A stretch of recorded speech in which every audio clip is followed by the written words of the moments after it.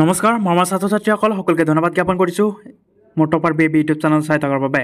হয়, ছাত্ৰ ছাত্ৰীসকল 2024 বৰ্ষত যিসকল ছাত্ৰ ছাত্ৰীয়ে এইচএছ পৰীক্ষাত পাছ কৰিছে ভাল নম্বৰ লৈ সেইসকল ছাত্ৰ ছাত্ৰীৰ যিহেতু ইতিমধ্যে স্কুটি ডিষ্ট্ৰিবিউশ্যন আৰম্ভ হৈছে আৰু ইয়াৰ মাজতে শিক্ষামন্ত্ৰী মুখ্যমন্ত্ৰী ডাঙৰীয়াই মন্তব্য কৰিছে যে যিসকল ছাত্ৰ ছাত্ৰীয়ে এইচএছ পাছ কৰিছে, এইচএছ পাছ কৰাৰ পিছতে যিসকল ছাত্ৰ ছাত্ৰীয়ে কোচিং কৰি আছে কিন্তু সিহঁতক যদিও মাৰ্কছ পাইছে 75%ৰ ওপৰত, তথাপি সিহঁতক স্কুটি দিয়া নহ'ব।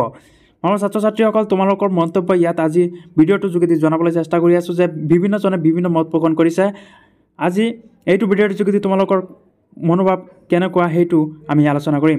মোৰ ছাত্ৰ ছাত্ৰীসকল, NEET JEE যিসকল ছাত্ৰ ছাত্ৰীয়ে কোচিং কৰি আছে সেইসকলক স্কুটি দিয়া নহ'ব বুলি মুখ্যমন্ত্ৰী ডাঙৰীয়াই মন্তব্য কৰিছে। ইফালে সকলো ছাত্ৰ ছাত্ৰীয়ে সমগ্ৰ ৰাজ্যজুৰি তীব্ৰ আন্দোলন কৰি আছে যে সিহঁতক জাষ্টিছ লাগে, কিয়নো সিহঁতে অতি কষ্টৰে এইচএছ পৰীক্ষাত পাছ কৰিছিলে আৰু এতিয়া ভাল এটা পদবীত চাকৰি কৰিবলৈ সিহঁতে JEE কাৰণে কোচিং কৰি আছে। চ' সেইসকলৰ কাৰণে ছাত্ৰ ছাত্ৰীসকলৰ যিটো মনোভাৱ, সেইসকলৰ মনোভাৱ ব্যক্ত কৰিছে ছ'চিয়েল মিডিয়াত। যদিও এতিয়া কোনো অপশ্যন নাই যে সিহঁতৰ মন্তব্যটো ওলোৱাটো। তোমালোকৰ এতিয়া অপশ্যন এটাই যে তোমালোকে মুখ্যমন্ত্ৰীক ডাইৰেক্ট টুইট কৰিব লাগিব আৰু তোমালোকে সমগ্ৰ ছাত্ৰ ছাত্ৰী, সমগ্ৰ অসমৰ ছাত্ৰ ছাত্ৰী মিলি যিসকল ছাত্ৰ ছাত্ৰীয়ে কোচিং কৰি আছে বা ড্ৰপ দিছে সেইসকল ছাত্ৰ ছাত্ৰীয়ে তোমালোকে টুইট কৰিব লাগিব।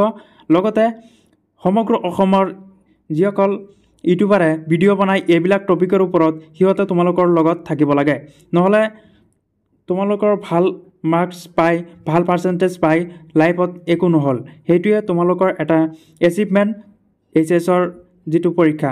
চ' তোমালোকে ভিডিঅ'টো ভাল লাগিলে ভিডিঅ'টোত এটা লাইক কৰি দিবা, চেনেলটো ছাবস্ক্ৰাইব কৰি দিবা। যদি চেনেলটোত কোনোবাই নতুনকৈ ভিজিট কৰিছে চেনেলটো ছাবস্ক্ৰাইব কৰি ৰাখিবা, কিয়নো তোমালোকক মেট্ৰিক তথা এইচএছৰ খবৰসমূহ সময়মতে এইটো চেনেলৰ যোগেদি উপস্থাপন কৰা হয়।